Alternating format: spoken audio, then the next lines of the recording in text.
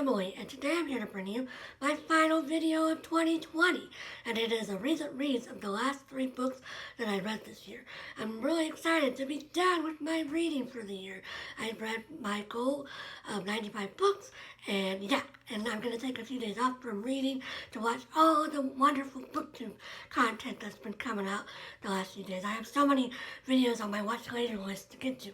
But anyway, let's get these 3 books talked about so we can move into 2021. The first book that I finished on December 23rd, and that was my Christmas collection for the year, and that was A Christmas Treasury of Stories and Poems, edited by James Charlton and Barbara Gilson. Every year I really like to do a collection of Christmas stories during December and read, a couple a day, and that's what I did with this. I read 2 a day, and it worked out really well. I finished it on the 23rd so that I wouldn't have to drag it to my parents' house, and this is just a really lovely old-fashioned collection. See, I'm more of an old-fashioned Christmas person. Like the last 2 years, I've read more contemporary stories, which were fine, but I just really like going back to the more traditional ways of things. This has A Christmas Carol by Dickens in it, and I really enjoyed listening to that on audio as part of reading this. And it's got, poems by Robert Frost, Elizabeth Barrett Browning. It's got the Gift of the Magi story by O. Henry. It's got one of my favorite stories, which is Where Love Is, God Is by Leo Tolstoy. I just really love that story. And I really recommend this if you're looking for a Christmas collection next year. And it was a great way every morning to get into the Christmas spirit for the day. I then reread Anne of Avonlea, which is the second book in the Anne of Green Gables series by Ellen Montgomery. I had reread Anne of Green Gables in September, and I decided after I reread that one that I want to reread the rest of the series, and so I picked up this one.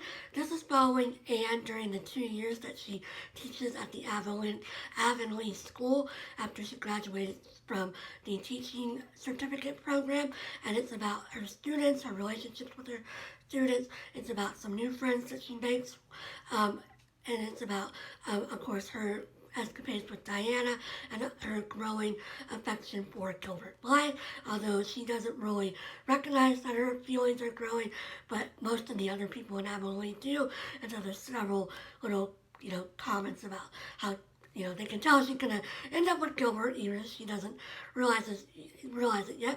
This was a really, really cute book. I really loved rereading it. Marilla, who is, of course, Anne's guardian, adopts 2 twins, Davy and Dora, and Anne and Davy become very close, and we see their relationship.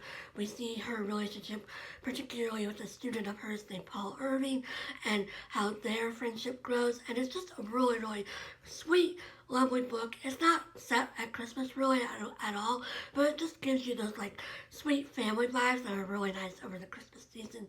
And I'm really looking forward to continuing with Anne of the Island, which is book number 3 in January. The final book that I finished in 2020, I finished yesterday on December 27th, and that was 5 Presidents: My Extraordinary Journey with Eisenhower, Kennedy, Johnson, Nixon, and Ford by Clint Hill with Lisa McCubbin. And Clint Hill was a Secret Service agent from between Eisenhower and Ford. He's most known for being the Secret Service agent that jumped on the back of the Kennedy car, right after the first shot was fired during the Kennedy assassination, and he basically threw himself over President Kennedy and Mrs. Kennedy. But it's also, it talks a lot about all of the other stuff in his life. Eisenhower, again, all of those presidents, but he was particularly close with the Kennedy family, so a lot of the book references the Kennedy family, and he also constantly referencing the assassination because it was so traumatizing to him. He actually was suffering from PTSD, but of course back then they didn't really know what that was or have a term for it. He ended up having to retire early from the Secret Service due to some, emotional and mental problems that he was having as a result of the assassination, even though it had been, a good 15 years before he retired. This book was very interesting, but I will say that the writing of it is not like amazing.